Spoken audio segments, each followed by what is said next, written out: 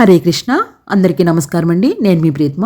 మనం ఈరోజు భగవద్గీత మొదటి అధ్యాయంలో అర్జున విషాద యోగములోని 6వ శ్లోక చెప్పుని భావము భాష్యము వివరించుకుని కృష్ణతత్వాన్ని గురించి అయితే తెలుసుకుందాము. ఓం శ్రీకృష్ణ పరమాత్మనే నమః. శ్రీమద్భగవద్గీత అధ్యాయము 1 అర్జున విషాద యోగంలోని 6వ శ్లోకము. సంజయ ఉవాచ యుధామన్యుశ్చ విక్రాంత ఉత్తమౌజాశ్చ వీర్యవాన్ సౌభద్రో ద్రౌపదేయాశ్చ సర్వ ఏవ మహారథాః. శ్లోక మరొకసారి. యుధామన్యుశ్చ విక్రాంత ఉత్తమౌజాశ్చ వీర్యవాన్ సౌభద్రో ద్రౌపదేయాశ్చ సర్వ ఏవ మహారథాః. భావమిమనగా దుర్యోధనుడు ద్రోణాచార్యునితో మాట్లాడుతూ యుధామన్యుడు, ఉత్తమౌజుడు వంటి శౌర్యవంతులు, సుభద్ర కుమారుడు అభిమన్యుడు, ద్రౌపది కుమారులు వీరందరూ మహారథులు అని చెప్తున్నాడు. అంటే పాండవుల సైన్యంలో అనుభవజ్ఞులైన రాజులతో పాటు యువవీరులు కూడా ఉన్నారని తెలియచేస్తున్నాడు. భాష్యము. ఈ శ్లోకంలో ఉన్నటువంటి యుధామన్యుడు, ఉత్తమౌజుడు అనే వీరిద్దరూ సోదరులు, పాంచాల దేశ రాజకుమారులు. మొదట అర్జునుని రథచక్రాలను రక్షించడానికి వీరు నియమించబడ్డారు. వీరిద్దరూ బహుపరాక్రమవంతులు, అతి బలవంతులైన వీరులు కూడా.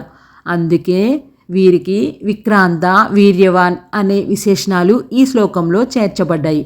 వీరిద్దరూ రాత్రి నిద్రిస్తుండగా అశ్వత్థామ చేత చంపబడ్డారు. ఈ శ్లోకంలో మరో విషయము సౌభద్రో ద్రౌపదేయాశ్చ అంటే సుభద్ర, ద్రౌపదుల యొక్క కుమారులు అనే అర్థం. ఇప్పుడు సుభద్ర కుమారుని గురించి తెలుసుకుందాము. శ్రీకృష్ణ పరమాత్ముని సోదరి అయిన సుభద్రను అర్జునుడు వివాహం చేసుకున్నాడు. వీరి కుమారుడే అభిమన్యుడు.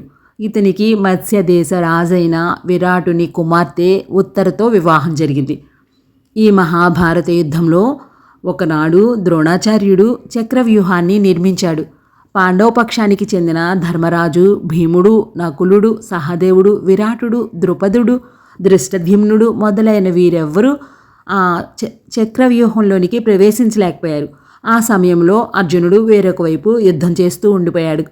కానీ అభిమన్యుడు మాత్రం ఒంటరిగా ఆ పద్మవ్యూహంలోనికి ప్రవేశించి ఆ వ్యూహాన్ని ఛేదించి దానిలోనికి ప్రవేశించి ప్రతిపక్షంలో ఉన్న అనేక మంది వీరులను సంహరించి తన అసాధారణ శౌర్యాన్ని ప్రదర్శించాడు. చివరకు దుశ్శాసనుని కుమారుడు ఇతని తలపై గదతో గట్టిగా మోదటం వలన అభిమన్యుడు మరణించాడు.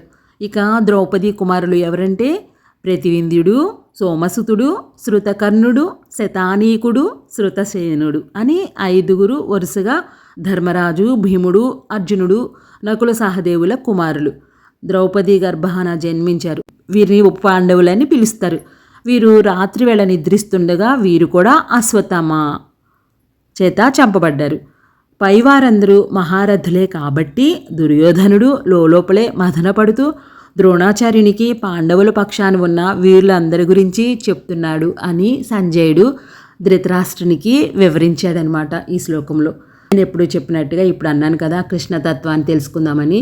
కృష్ణతత్వమే అనుకోండి, లేకపోతే ఈ శ్లోకము ఇచ్చిన ఆధ్యాత్మిక సందేశమే అనుకోండి. ఈ శ్లోకంలోని నీతి అయితే ధర్మం కోసం పోరాడే వారికి వయసు అడ్డంకి కాదు, ధైర్యం, నిబద్ధత ఉంటే ప్రతి ఒక్కరూ మహారథులు అవుతారు అనేది మనకి ఈ శ్లోకం ఇచ్చే గొప్ప సందేశం. కృష్ణ పరమాత్మ ద్వారా తెలుసుకున్న గొప్ప అర్థవంతమైన ఆధ్యాత్మిక సందేశమే ఇది. సర్వే జనా సుఖినో భవంతు. సర్వం శ్రీకృష్ణార్పణమస్తు. హరే కృష్ణ.